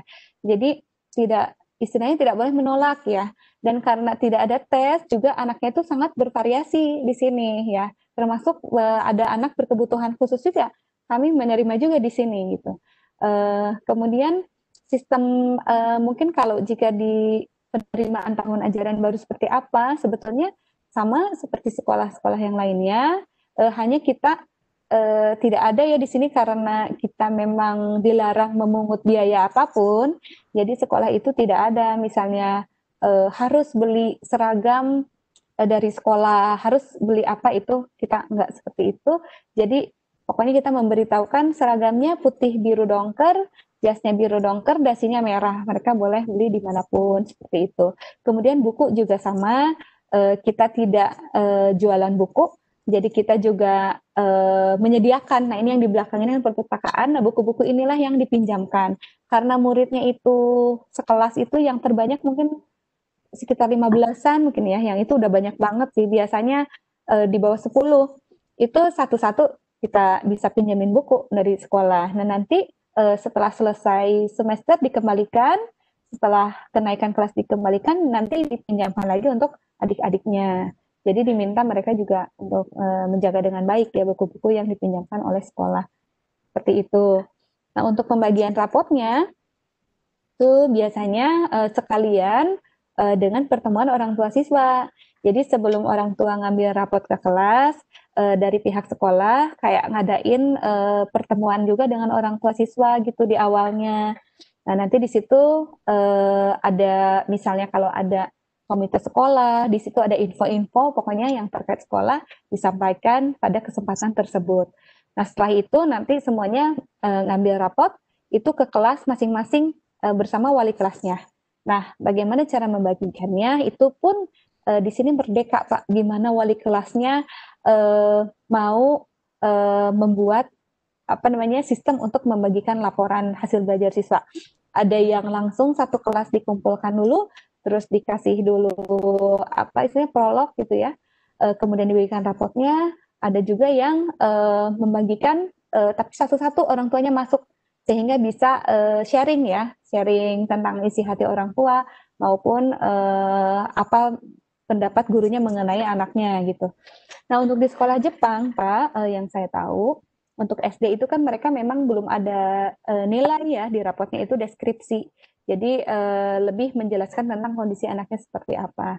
Namun yang saya tahu untuk jenjang SMP SMA, kami juga ada sister school, saya pernah tanya-tanya, jadi mereka itu menyediakan waktu, Pak, untuk anaknya ya, misalnya dalam satu semester itu meluangkan slot waktu untuk bisa berbicara dari hati ke hati gitu dengan anaknya. Nah, kalau di sekolah Indonesia Tokyo sih itu udah nggak slot waktu lagi ya, kita istilahnya udah person to person. Jadi kapanpun mereka ingin sharing ke kita, istilahnya insya Allah guru-guru di sini itu kalau saya lihat luar biasa ya, fleksibel dan baik-baik gitu. Jadi udah kayak keluarga. Nah, di sekolah Jepang pun begitu. Jadi mereka juga menyediakan waktu untuk berbicara gitu ya, tentang ada kesulitan tidak gitu, atau ada yang ingin disampaikan tidak. Itu khusus satu-satu anak, seperti itu. Mungkin sebegitu dulu mungkin Pak Mukhlis yang bisa saya share. Iya. Ini banyak yang nanya tentang 5 materi, Bu. Bisa di-share ya, Bu?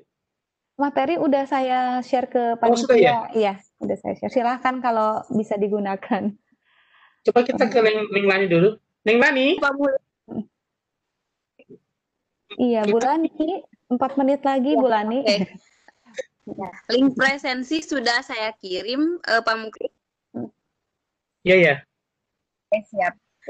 Berapa menit lagi, Pak Bunda? Untuk presensi dulu, saya sudah share di all attendee dan all analis. Neng Lani, waktunya masih ada berapa menit ya? Sampai jam. Oke. Sampai jam berapa? Suara sampai saya jam 3 ya, Bu? Tidak ya? Neng Lani, waktunya sampai jam berapa ya? Ini ditanya.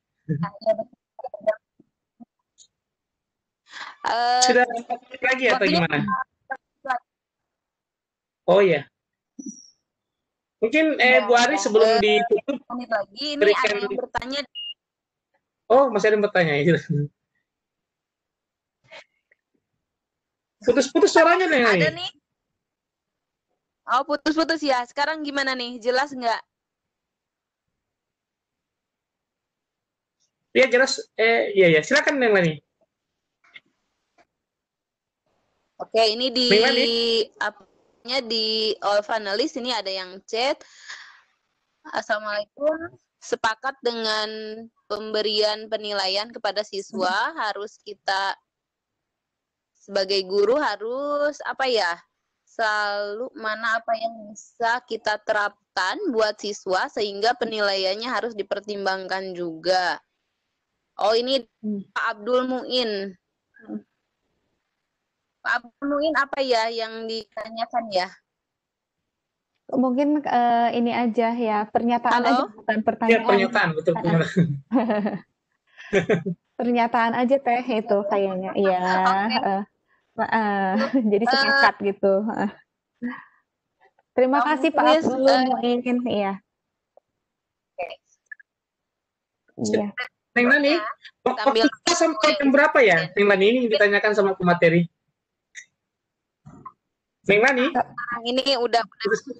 Iya, 2 menit lagi ya. Dan di sini udah gelap, udah maghrib juga. Oke, silakan. Selanjutnya kita serahkan kepada Ibu Ari. Neng Lani, kita closing statement ya. Karena sudah tinggal 2 menit.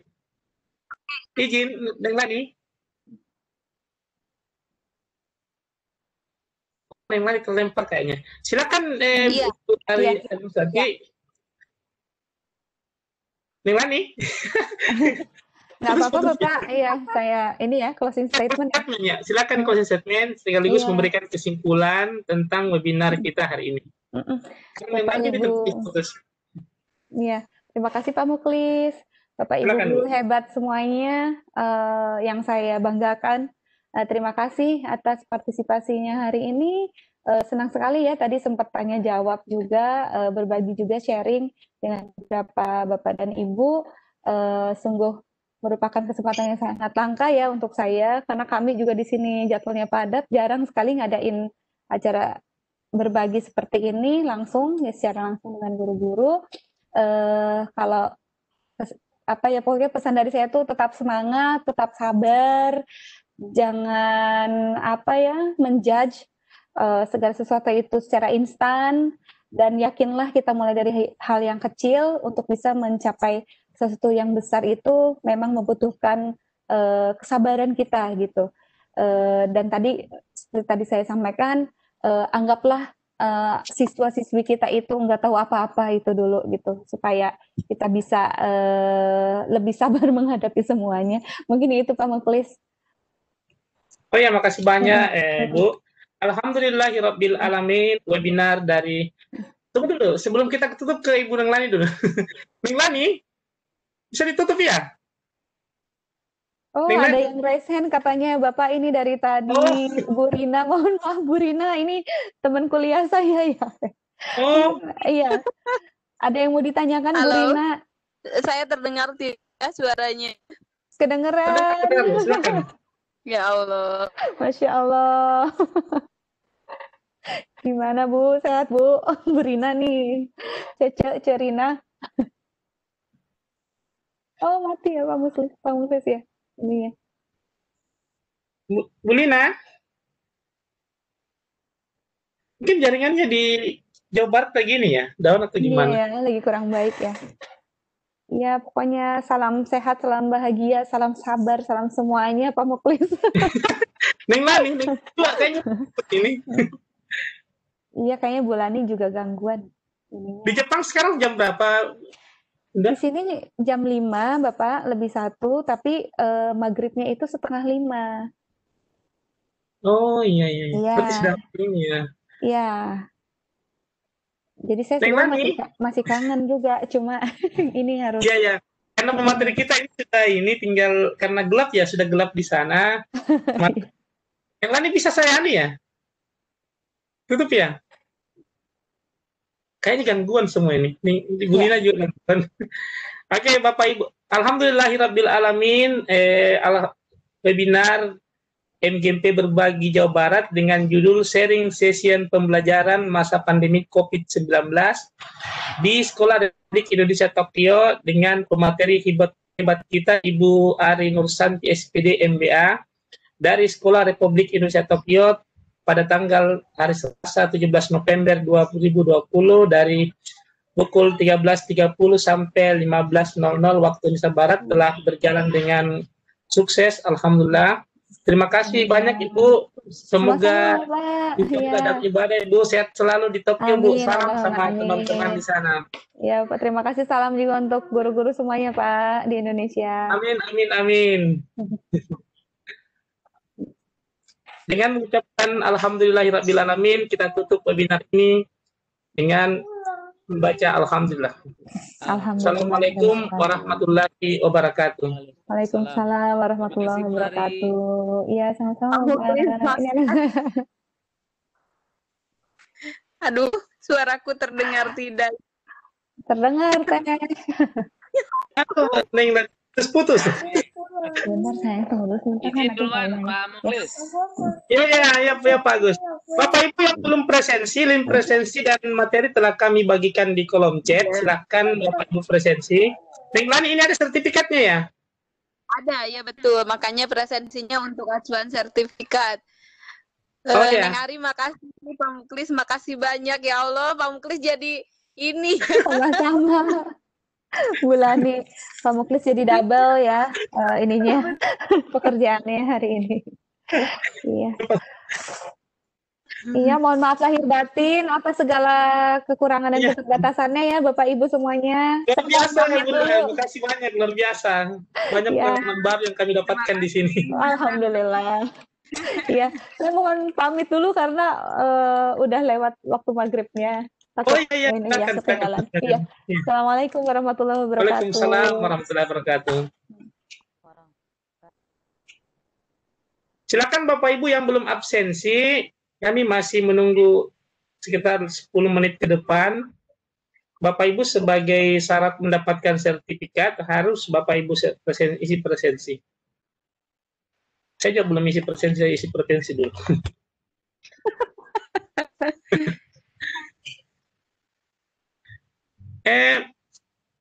Neng Lani? Iya. Link materinya masih boleh dibagikan lagi ya? Ini banyak peserta yang ini. Oh, atau link materinya nanti kami kirim ke masing-masing. Oh iya ya, bisa. Dengan jadi sertifikat dengan link materi. Tapi Bu Neng Lani ini tadi isi presensi tidak ada email. Oh enggak. Jadi kirim kemana? Tidak ada email tadi isi presensinya. Coba saya lihat. Oh iya Neng Lani, lupa ya, enggak ada isi absennya. Enggak ada anunya Neng Lani, enggak ada emailnya. Boleh diedit ya. Sebelum, jadi teman-teman sekalian mungkin panitia akan mengedit dulu absensi sebelum, karena enggak ada emailnya Bu, udah. Karena nanti sertifikatnya kirim kemana? Iya biasanya di email. Iya betul, biasanya di email. Iya betul. Jadi mungkin Bapak Ibu jangan dulu keluar room karena panitia lagi mengedit ini absensi. Di absensi kebetulan nggak ada ini ya alamat email. Iya. Tambahin satu. Tinggal tambahin. Kemudian peserta kan kasih akses benda di situ, edit ini. Sedang. Oh ya, silakan teman-teman, Bapak Ibu peserta yang belum yang sudah isi presensi, edit tanggapan untuk mengisi email.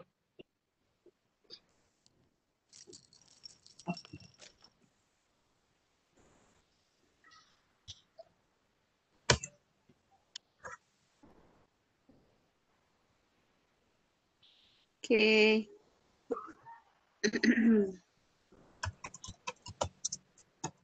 Dikirim di mana? Panelis kalau misalnya agak lama nih, soalnya Pak nanti dikirimnya nggak muncul emailnya. Belum emailnya ya? Iya, belum ada emailnya.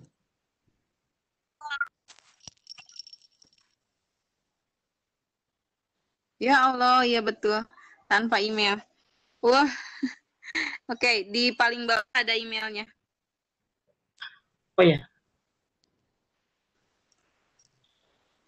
Ya Allah.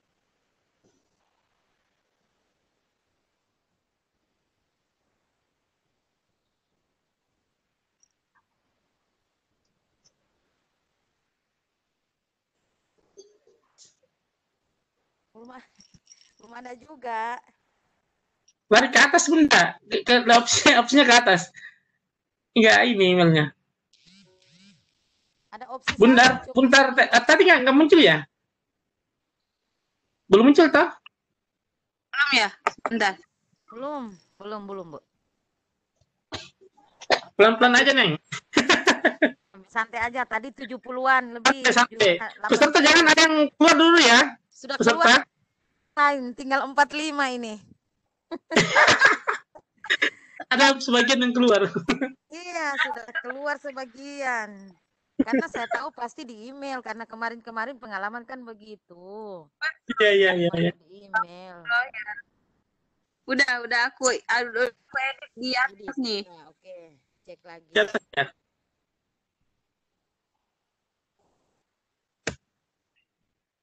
Oh iya, muncul. Ya, alhamdulillah. Di mana Pak Mulis? Bapak Ibu silakan buka ulang, edit. Oh, diedit kembali ya. Iya. Oke, sudah. Alhamdulillah. Sama-sama. Aduh, yang 40-an ini sudah keluar. Pasti cari Nurlani nanti. Aku kirim. Tapi kan ada daftar hadir nih. Ya bagaimana caranya lihat emailnya karena tidak ada ini. Enggak, nanti aku kirimnya via WA aja deh. Oh, iya. Betul ya. Karena ada nomor HP-nya masing-masing kan. Bisa juga kirim linknya aja Bunda, link sertifikatnya, kirim ke WA. Ya Allah, ampun. Tapi ini sudah 75 ya? Iya, ada sekitar 40 yang keluar. Ya.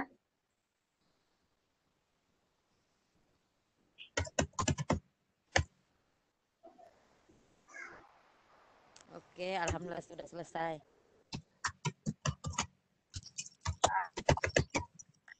Oh iya, double booster.